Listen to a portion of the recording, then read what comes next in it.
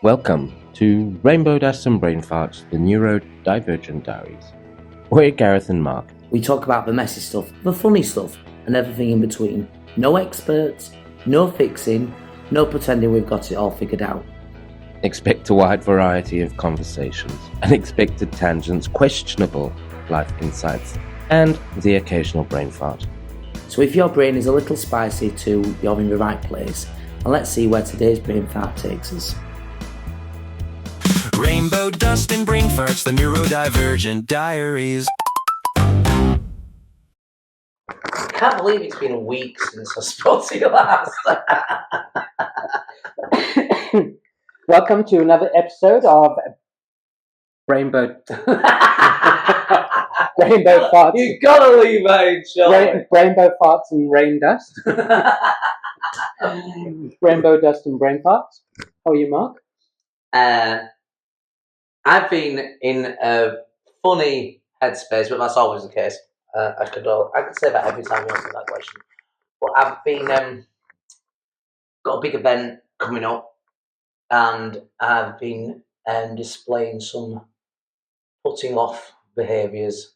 I've been procrastinating, and I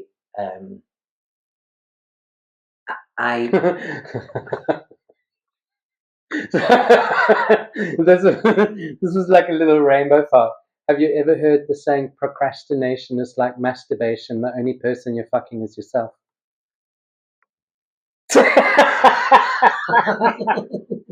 Well, I am absolutely taking that. I'm going to say that daily. I'm going to say that daily. What a way to begin. I like that though. I do like that. It's one of my favourite spicy behaviours. Yes, I want to do the timer. How do I make it stop beeping? How do I make it stop beeping? I just turn. And So, I've got to make something, and whenever I've got to do something, I think that is part of. Don't cry. No, I'm feeling a lot of empathy. My eyes are itchy. Your struggle so bad. Whenever I've got something that I've got to do, that can be a problem for me. My therapist has talked to me about this, and I'm playing about with this at the moment. Where if I've got a deadline coming up, sometimes there's not a deadline. There's you could do with doing it today. It'll be better if you do it today. But if there's a possibility that I can do it tomorrow, I'll do it tomorrow. And I'm being like that with this event, and stuff like that pisses me off that I do have these behaviours. And it's one of the things that people will say to me, something like, well, if you just get it done, then it's over with, it's out of the way, and you don't have to think about it. It's like, well, thank you for telling me that, because it's fucking obvious.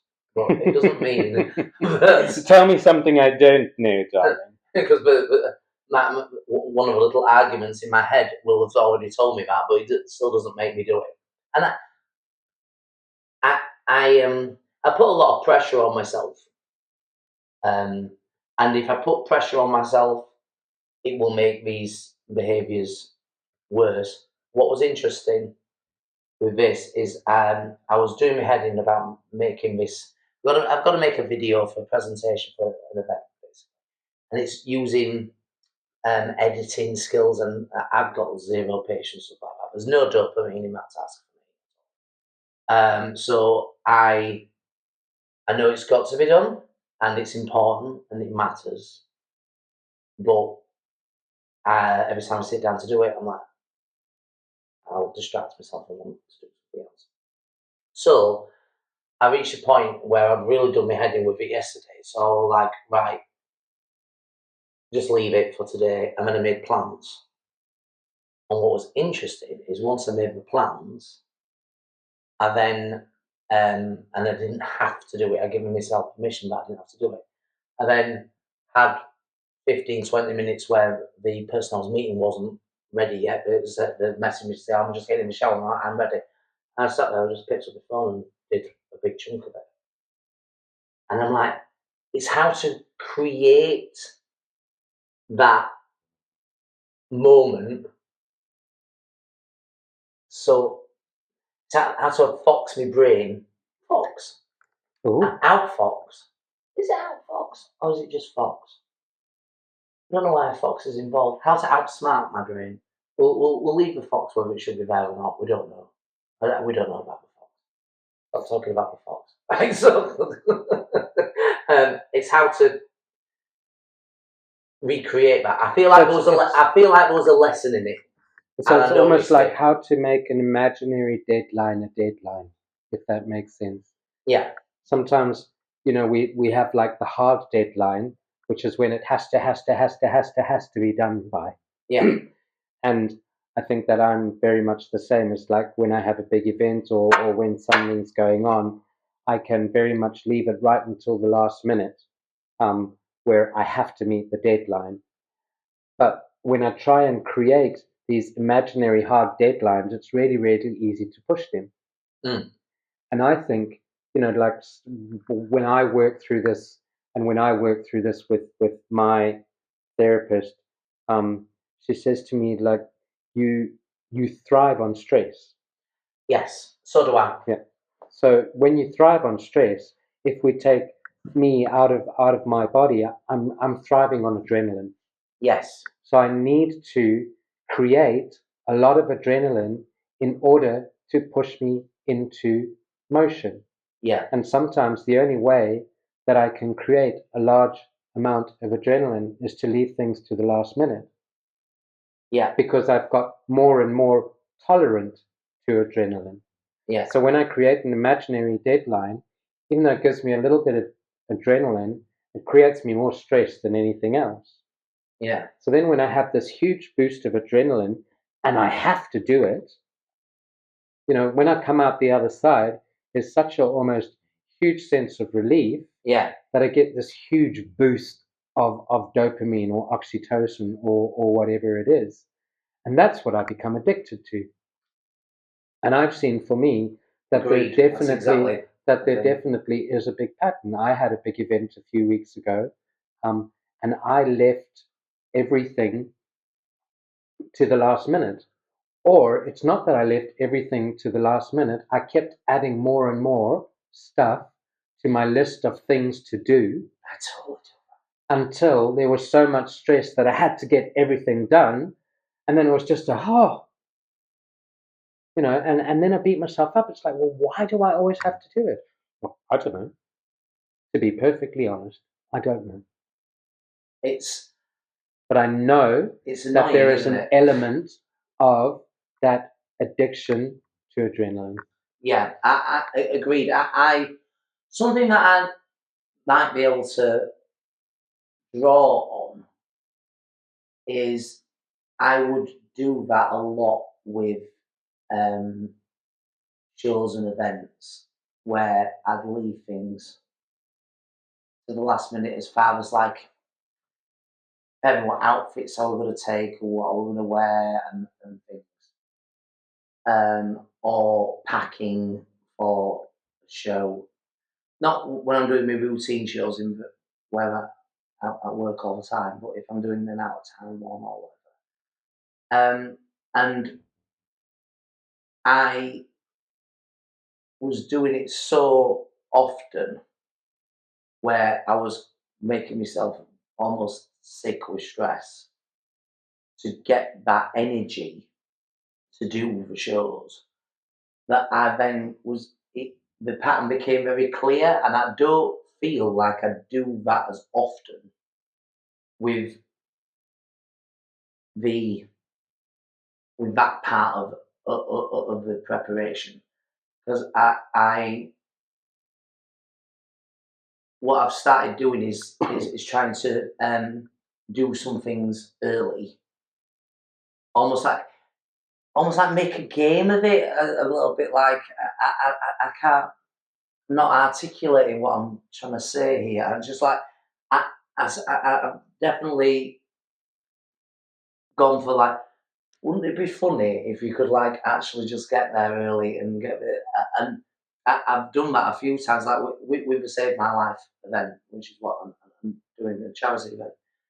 And the last time that I was going to be presenting there, it was such a stress-free experience for me because I thought I don't want that energy, but I never wanted it. I don't know whether I just spotted that.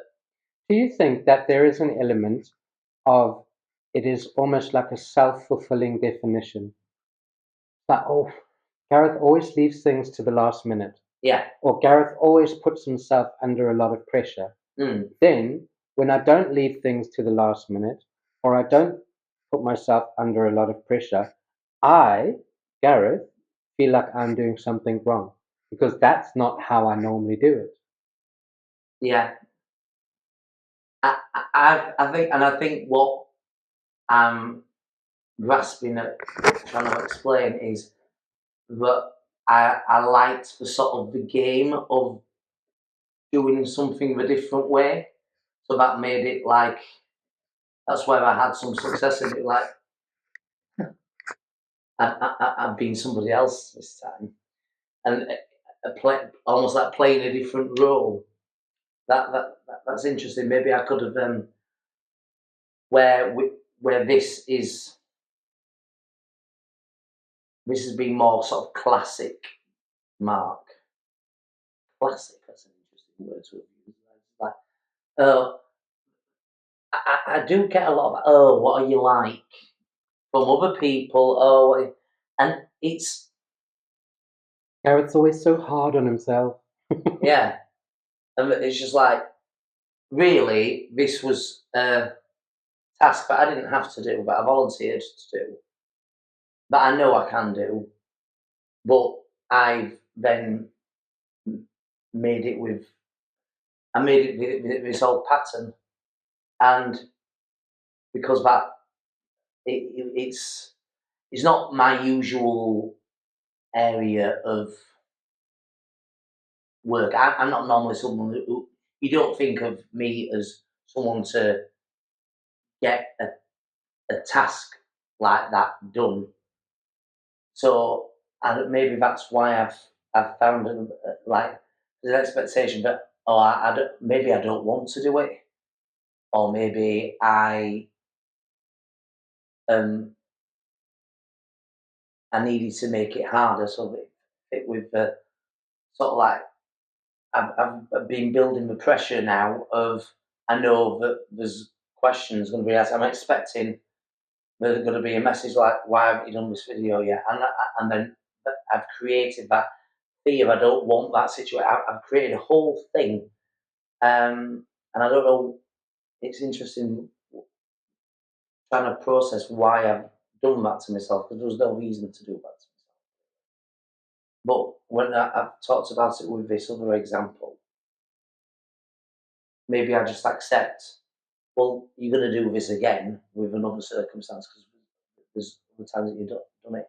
But you've also had some evidence that there's sometimes you don't always do that. And maybe that's where the improvement can come from. Like, I wrote something down. oh, Something. yeah, And it was like, while you were talking, it was something that came up for me.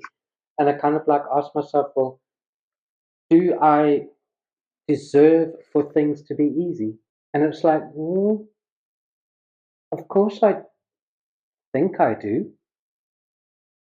But then it kind of like, I look at it and it's like, well, am I putting myself under pressure because I think that that's how I should do things because I don't deserve them to be easy and straightforward?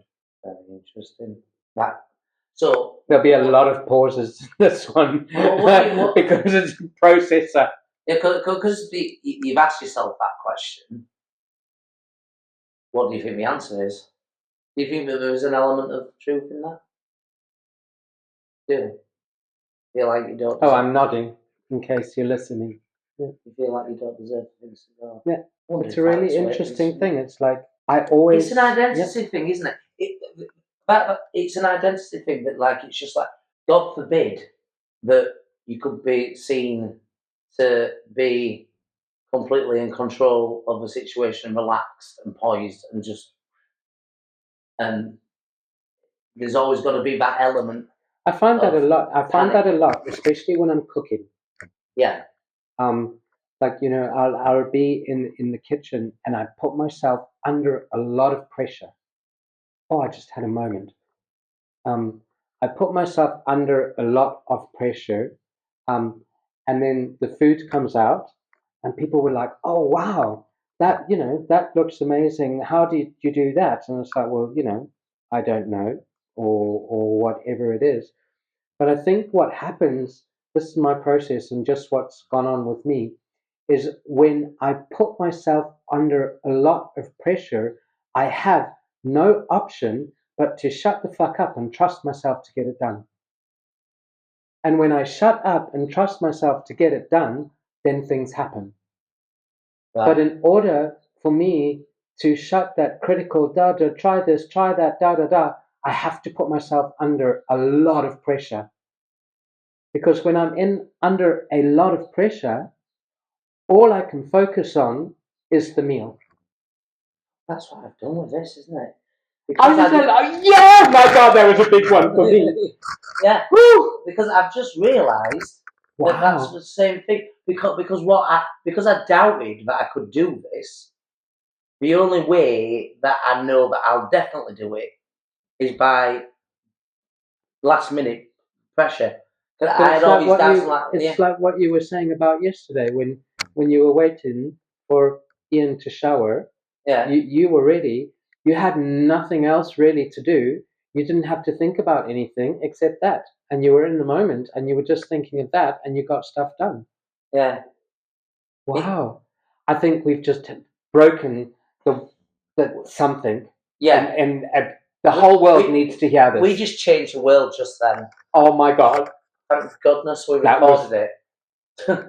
It's right though. I'm having a moment. So it's about, so really, it's about looking at why you just don't have that belief naturally. No, it's a strategy, isn't it? It's a strategy that you're doing subconsciously to make a pressured environment because you know that when you make a pressured environment that you'll perform well. But is that based on evidence that if you don't do that you won't perform well? Because that's probably not true, but that might be the belief somewhere deep down about it. Yeah, because if I look at it, like if I don't believe that things can be easy, I have to constantly think about what I'm doing, which makes it pressured, which makes it difficult. Yeah. Which makes it difficult to trust Right. that I can do it. When I put myself in this place of pressure, when I have no option but to trust, Yeah. it happens. If I believed that it was easy, I'd probably trust myself more to just get it done without all the pressure. And that's a better outcome, isn't it? Yeah. Because something that I definitely want to reiterate or to explain more is it's a fucking horrible feeling. I hate when I put myself in these situations. It's panic. I have panic attacks. It's a horrible feeling of like where you sense almost like the danger, the panic of it, and there's all the shit that goes on as well of why have you done this to yourself and why. But it sounds like we might have even started to think about why, which is interesting. Maybe next time, because it'll happen again, because we all have these habits and ways of doing That things. need reinforcing and confirming to learn them. Yeah, but we But maybe there's now going to be a new little thought of when you're like, why have I done this to myself again? There's going to be, because that's how you know that you can trust that you'll get it done. There'll be a new voice like that at that moment. I think maybe, hopefully. I wasn't expecting that. I wasn't either. No, but I think there's really something in that. That it's because I would really like to not put myself in these stressful situations as often as I do, because it makes you, when you want to do new things or you want to It take makes you on doubt. challenges. It makes me doubt myself. Yeah. It makes me doubt myself, and it makes me really critical of myself. I get super critical. But we both get that note a lot from people around us. I know I get it a lot, and I know I've said it to you, and you've said it to me. There's something bigger there. It's why are we so hard on ourselves? Why are we so critical of ourselves? Despite all the work that we're doing ourselves, all of the things, all of the evidence to the contrary. But I think it's like a go-to, isn't it? It's like a go-to, but I think that's like why we also want to do this, is because like you're not going to get fixed, if that makes sense. No. You're not going to have a breakthrough moment and go, oh, all my problems are solved and everything is going to be, perfect moving forward. No. But we have these situations in our life because, things have happened in the past that have forced us to be critical, that have forced us into these situations. It's like, okay, well, I get pretty pissed off with myself that they still happen. But I also look at it sometimes like me being critical on myself has got me to deliver the level of work that I deliver. Yeah, same. Same. So there's an element of it gets reinforced because it's like at some level it works. Yeah. So I think it's kind of like, okay, I can be critical, but I can also be critically kind, if that makes sense. I don't need to be I nearly said a word that starts with the same letter as critical. I don't need to. You don't need to hunt for that word. I don't need to be a critic hunter.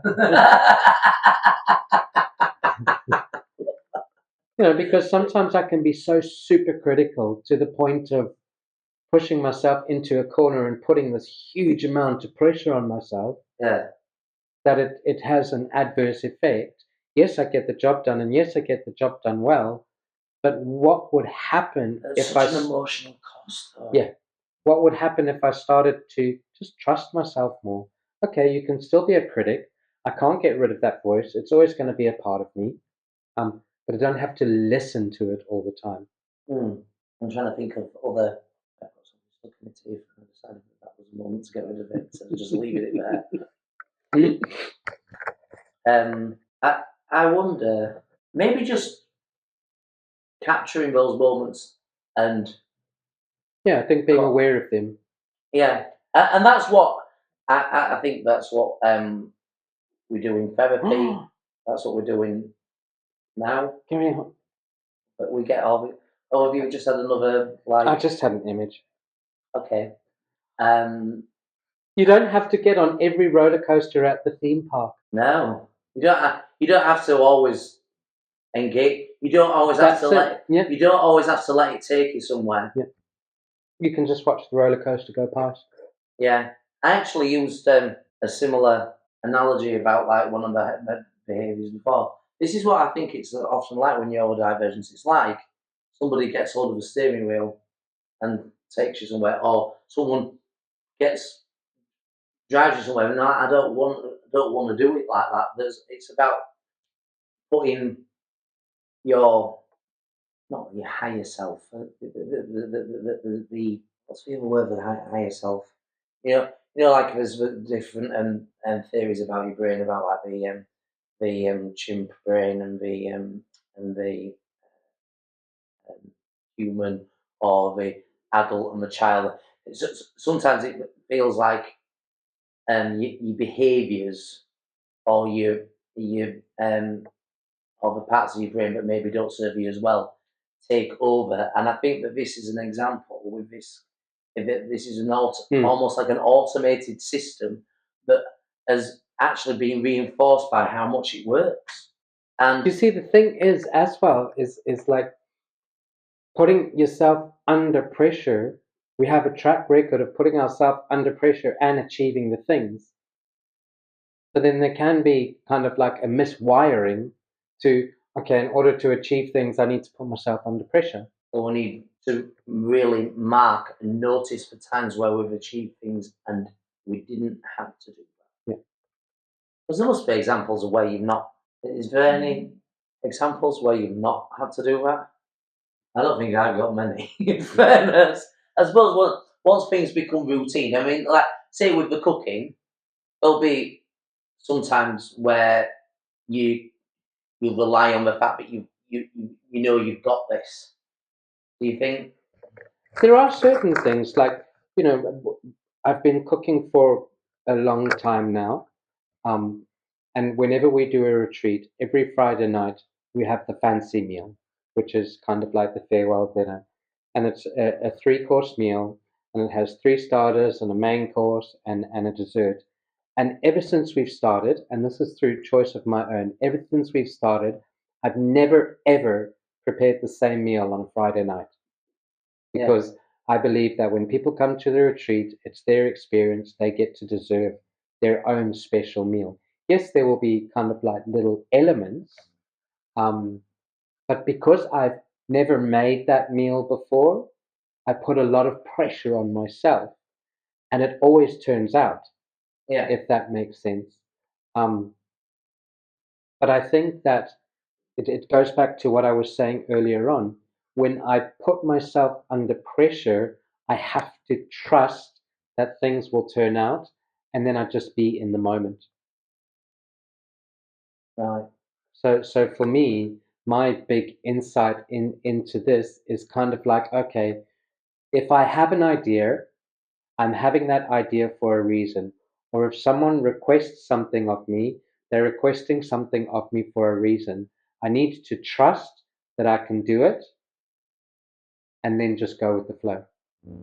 So that I think that it will take some unlearning. Yeah, absolutely. But I believe it's possible. Half the time with any of our behaviours that we have to live with, it's not a case of, like you say, fixing them, but just Finding meaning in them. or seeing that they're there. Because I have never really looked at it that way before. The way that we've just discussed it now. So just looking I at thought it I was cured before I started this. Because, like, an example, I did a show in a restaurant on Saturday. This is, I felt a certain way about it because it was only going to be a small group, and there were going to be a lot of Spanish speakers there. My Spanish isn't great, but then on the day, I remembered examples of where I've been put in situations like that before, and I didn't put the pressure on myself for it. And I think the reason being that I had evidence. Like, there was that time that you did that funny birthday party in someone's house before, and that was weird. And there was that time that you did that was weird. So it's just another one of those weird gigs, and you'll be fine, and you'll know what to do. And I did do that. When I think about it now, I did do that on Saturday, and so I could totally have done it about this. But we need to. I think what I'm going to take away from this is I'm going to actively look for when I'm doing this. Right? All right, so you're putting the pressure on. Maybe look for evidence of where. Yeah, that's what I've written down. Yeah. Like, what's your track record of success? Yeah, because like particularly with anything to do with a lot of things. I mean, you've got a lot of evidence of success, really, when it comes to all these projects. You know, that you with the books and with the retreats, with the cooking and things like that. No, You don't like the compliments. But in reality, looking at those with a sense of, when you do look at those examples, do you look at them with a critical eye, or do you look at them Super critical. like, My sister constantly has a go at me about this. She's like, well, why, why are you so critical? It's like, when I look at something, it's like, okay, this could have been better, that could have been better, or whatever it is. Or this is a whole other episode. I compare my metrics of success to other people's metrics of success. yes. So yeah, I write a book because I don't sell 1,000,000 copies. It's not successful, if that makes sense. It does. But I don't write for me. I write books because I like doing it. I don't write them to sell 1,000,000 copies. No. But then, as stupid as it sounds, because I don't sell 1,000,000 copies, they're not good enough. Because if it had been good enough, you'd have sold 1,000,000 copies. But I didn't write it to sell 1,000,000 copies. Exactly. So there's this like, ding, Yeah. ding, ding, ding, ding. Why does it every time an alarm goes off, does it make the gym? Because you're so in the moment and you're trusting and you're not putting yourself under pressure to perform. Exactly. That was, I'm sure you'll agree, that was an interesting topic. I really took something away from that, which is I'm going to capture those moments that I'm putting pressure on myself and see if there's a way that I can do so with kindness. I hope that you can do the same. Because we're both fabulous, Gareth, and this has been Brain Farts and Rainbow Dust and Brain Farts. I hope you've enjoyed this episode. Thanks for watching. Remember to do all the things, the like, the subscribe, the share, the comment, and all that sort of stuff. And we will see you in the next episode. Bye-bye. That was really, really interesting. Really interesting. I just don't know why I've never thought of it that way before. I'm so glad that we decided to do that extra episode, aren't you? I don't know how interesting everybody else will find it. Rainbow dust and brain farts, the Neurodivergent Diaries.